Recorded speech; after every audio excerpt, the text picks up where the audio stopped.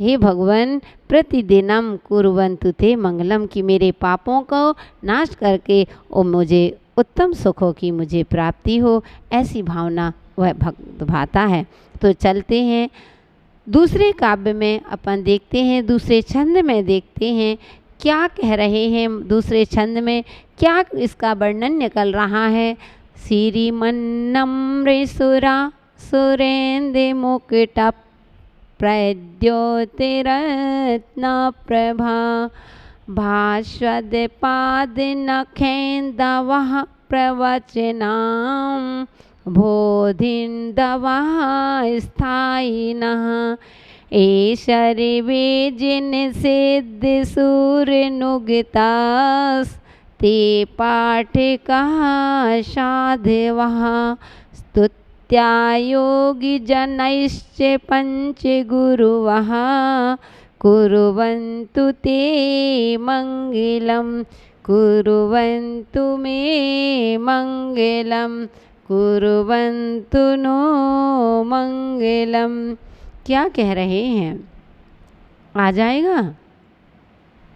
श्रीमन नम्र सुरा सुरेन्द्र मुकुटप, संयुक्त अक्षर से, मुकुटप प्रद्योत रत्न प्रभा भास्वद पाद नखेन्दवः प्रवचनाम प्रवचनाम बोधिन्दवः स्थायिनः ये सर्वे जिन सिद्ध शूर नुगतास ते पाठिकाः साधवः। आ रहा है समझ में, ते पाठिकाः साधवः स्तुत्या योगी जनैश्च स्तुत्या योगी जनैश्च पंचगुरुवः कुर्वन्तु ते मंगलम, यानी तुम्हारा मंगल करे, कुर्वन्तु में मंगलम, मुझे मेरा मंगल करे, कुर्वन्तु नो मंगलम, हम सभी का मंगल करें। यहाँ कह रहे हैं ध्यान रखना, शुद्धि से पढ़ना। मैं बार बार कह रही हूँ, जितनी शुद्धि के साथ और विशुद्धि के साथ अगर इसका पाठ करोगे बंधुओं, एक सुबह और एक शाम को सोने से पहले अगर इसका पाठ करते हैं, देखना आपके जीवन में कितनी उपलब्धि होती है, कितना जो चाहोगे वह आपको मिलेगा।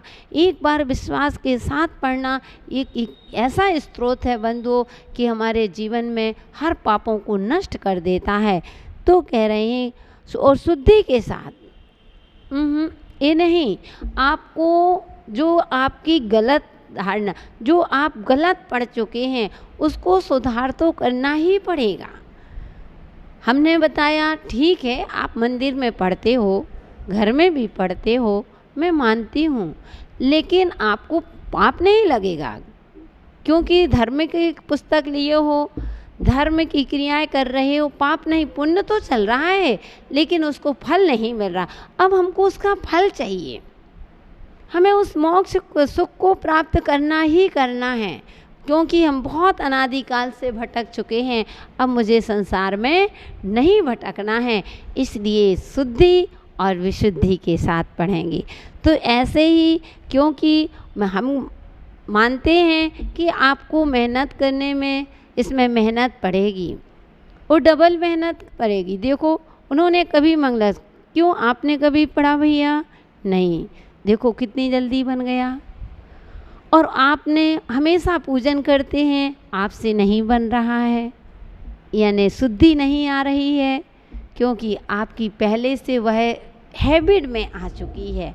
अब आपकी हैबिट ऐसी बन गई है, उस हैबिट को छोड़ना बड़ी मुश्किल की बात होती है, लेकिन ऐसा नहीं छोड़ सकते हैं। हमको भी आपको पढ़ाने में थोड़ा मेहनत लगेगी। एक बार क्या होता है कि एक बहुत बड़ा संगीतकार था, जाना पहचाना संगीतकार था, सभी लोग बहुत उसको लाइक करते थे। एक बार क्या होता है, एक व्यक्ति से एक संगीतकार था जो उसको थोड़ा बहुत संगीत आता था, और एक व्यक्ति, उसको संगीत से बहुत रुचि थी, उसको संगीत बिल्कुल भी उससे संगीत नहीं आता था। तो वह जाकर के पहुंचता है उस संगीतकार के पास। किसके पास? जो बड़ा संगीतकार था। उस बड़े संगीतकार के पास पहुंचता है, उस संगीतकार से कहता है कि भाई साहब, मुझे संगीत सीखना है, कितना पैसा लोगे? तो वह कहता है कि भाई साहब 1000 रुपये। बोले मुझसे कुछ भी नहीं बनता है, मुझे पूरा संगीत सीखना है, कितना पैसा लोगे? तो वह कहता है भाई साहब 1000 रुपये लगेंगे संगीत सिखाने में। उसने कहा ठीक। दूसरा बोलता है कि भाई साहब मुझे भी संगीत सीखना है, लेकिन मुझसे थोड़ा बहुत तो बनता है, लेकिन मुझसे भी पूरा संगीत नहीं बन रहा है, इसलिए मुझे पूरा संगीत सीखना है, मेरे कितना पैसा लोगे? क्योंकि मुझसे बहुत कुछ बनता है। तो उसने कहा भाई साहब आपके 2000 रुपये लगेंगे। अरे क्या बात कर रहे हो, जिससे कुछ नहीं बनता उसके 1000 और जिससे बनता है उसके 2000। आप भी मेरी बात सुन रहे हैं? पहुंच रही है मेरी आवाज़? हाँ पहुंच रही है, मालूम है हमको। तो कहने का आप भी विचार करते होंगे कि देखो कैसा व्यक्ति है, जिससे बनता है उसके 2000 और जिससे बिल्कुल नहीं बनता उसके 1000। तो वह संगीतकार बहुत सुंदर बात कहता है। क्या कहता है बताऊं क्या? बता दें? हाँ बताना पड़ेगा। तो वह कहता है कि भाई साहब ध्यान रखिएगा, मैं आपके 2000 रुपये में सिखाने के तो 1000 ही ले रहा हूँ, जितना उसके ले रहा हूँ उतना आपका 1000 सिखाने का, 1000 मिटाने का। जो आपने सीखा है उसको सिखाने, जो मिटाने में मुझे मेहनत लगेगी, तो उस मेहनत मिटाने की मेहनत के मैं 1000 ले रहा हूँ, और संगीत सिखाने के मात्र 1000 रुपये ले रहा हूँ। बंधुओं यही स्थिति है कि हमसे जो हमारा रटा हुआ पहले का पुराना होता है उसको छोड़ना बड़ी मुश्किल की बात होती है, इसलिए हमको उसमें मेहनत ज़्यादा लगती है। लेकिन ऐसा नहीं है, जब हम बार बार प्रयास करेंगे तो उसमें भी सुधार होगा। तो यहाँ क्या कह रहे हैं कि श्रीमत यानी लक्ष्मी से संयुक्त नम्र यानी नम्रीभूत सुरासुरेंद्र देवेंद्रों और असुरेंद्रों के मुकुट प्रद्योत यानी मुकुटों के चमकदार रत्न प्रभा भास्वत यानी रत्नों की कांति से भास्वत एन यानी जिनके पाद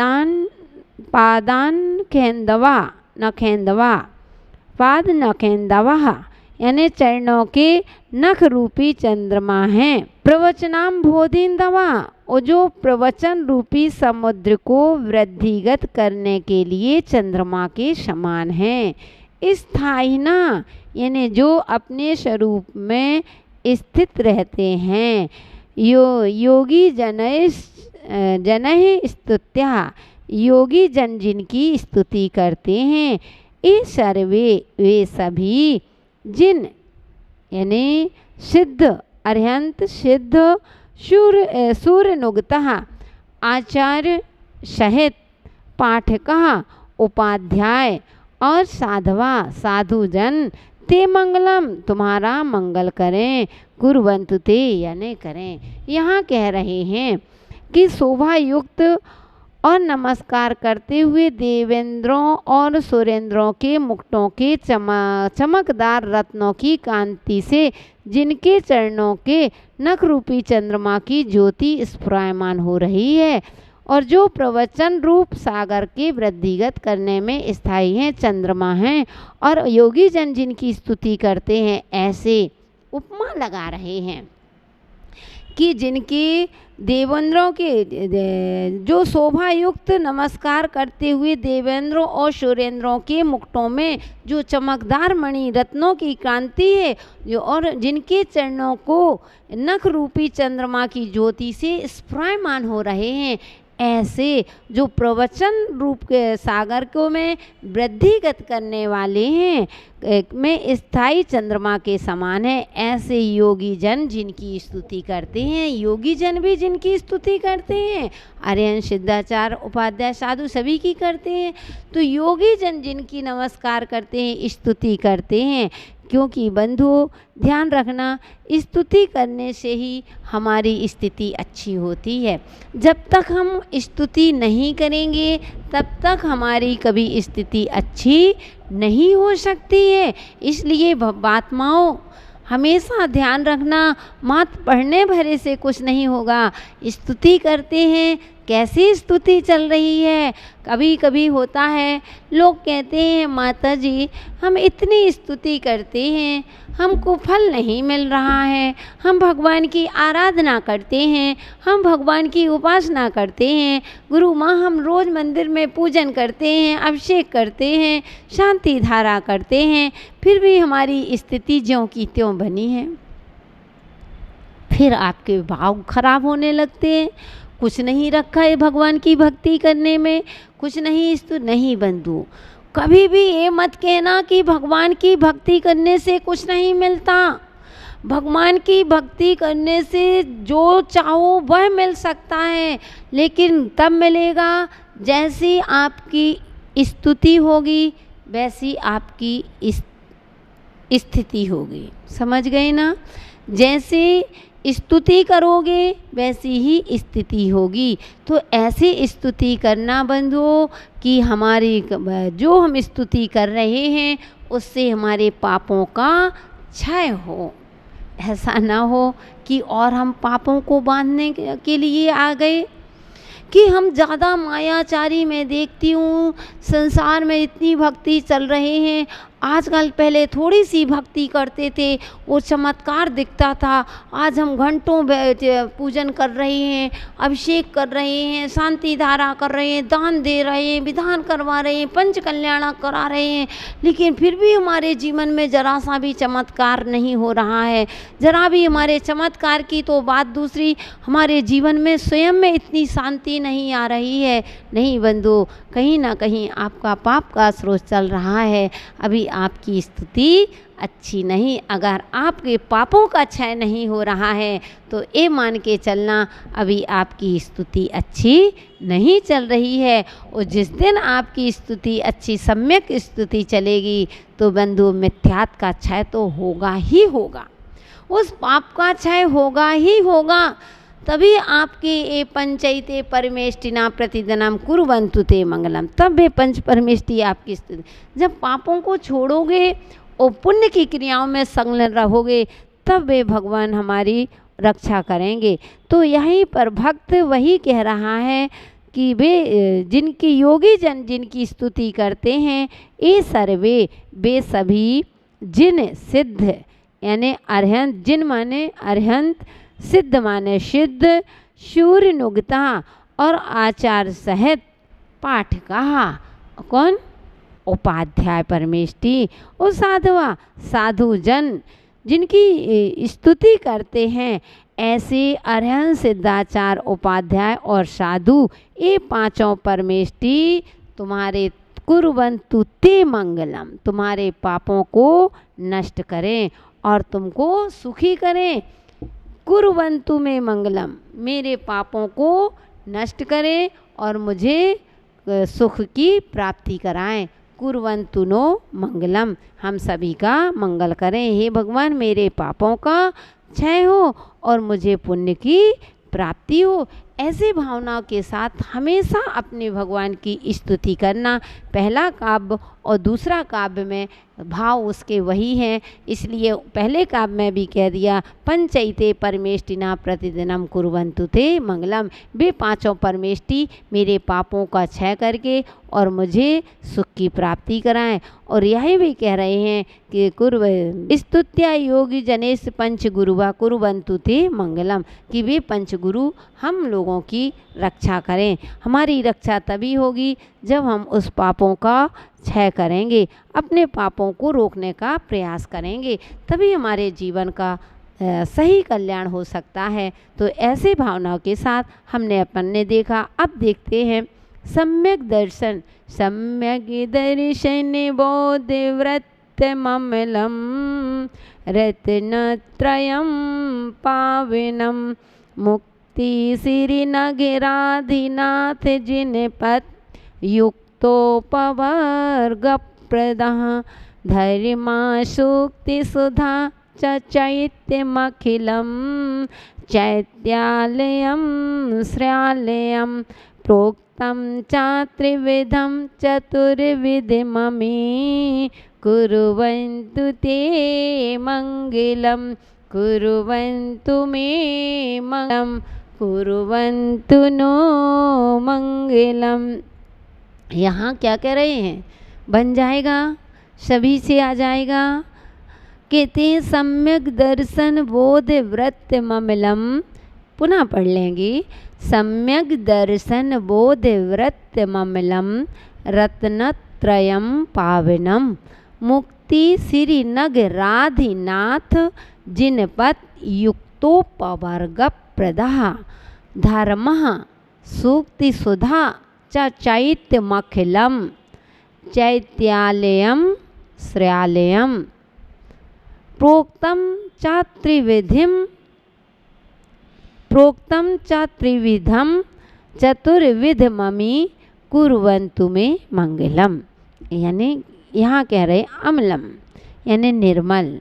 सम्यक दर्शन, सम्यक दर्शन, सम्यक दर्शन बोध वृत्यम यानी ज्ञान चारित्र रूप रत्नत्रयम पावनम पवित्र रत्नात्रय को मुक्ति श्री यानी मुक्ति लक्ष्मी, मुक्ति रूपी लक्ष्मी, क्या मुक्ति रूपी लक्ष्मी के नगराधिनाथ नगराधिपति जिनपति यानी जिन्हें देव ने अपवर्ग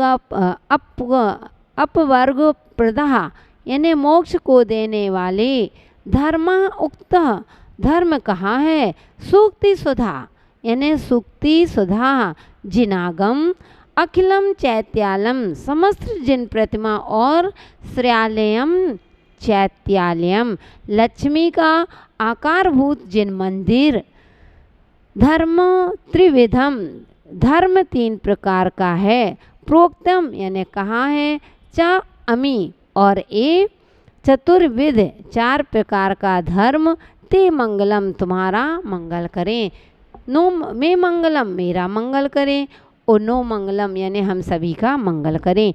यहाँ पर कहने का तात्पर्य है कि निर्मल सम्यक दर्शन सम्यक ज्ञान और सम्यक चारित्र पहले ही लगा दिया निर्मल यानी विशुद्धि के साथ।